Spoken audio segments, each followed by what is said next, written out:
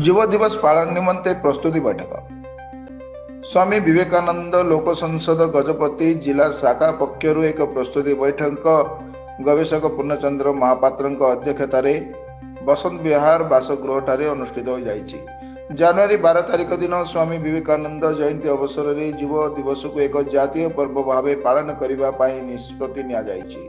ଏହି ଅବସରରେ ବିଭିନ୍ନ ମହାବିଦ୍ୟାଳୟ ଏବଂ ଉଚ୍ଚ ମାଧ୍ୟମିକ ସ୍ତରରେ ବରିଷ୍ଠ ଓ କନିଷ୍ଠ ବର୍ଗ ମଧ୍ୟରେ ସ୍ୱାମୀ ବିବେକାନନ୍ଦଙ୍କ ଜୀବନ ମାର୍ଗକୁ ଆଧାରିତ କରି ବରିଷ୍ଠ ବର୍ଗଙ୍କ ପାଇଁ ଭାରତର ଉତ୍ଥାନ କ୍ଷେତ୍ରରେ ଯୁବ ଶକ୍ତିଙ୍କ ଆଦର୍ଶ,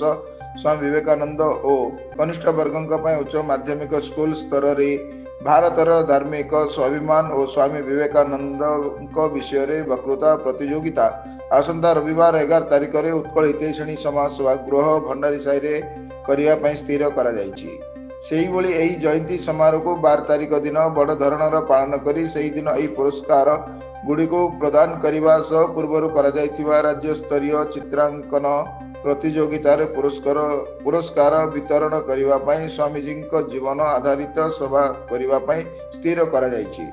ଏହି ଅବସରରେ ଉପସଭାପତି ବିଚିତାନନ୍ଦ ବେବର୍ତ୍ତା, ମନୋଜ କୁମାର ପଟ୍ଟନାୟକ, ପ୍ରିୟବ୍ରତ ଶତପଥୀ, ଡକ୍ଟର ବିପ୍ଳବ ପ୍ରଧାନ, शशिकांत महापात्र, राकेश रथ, मनोज पंडा, त्रिपति पंडा, सीताराम प्रधान, गणेश पट्टनायक, ए रामाराव और रूपांजलि महांती, स्निग्धा मिश्र, अनुश्री पट्टनायक, स्नेहा बेहरा प्रमुख उपस्थित रही निज निजर मत उपस्थापन करथिले।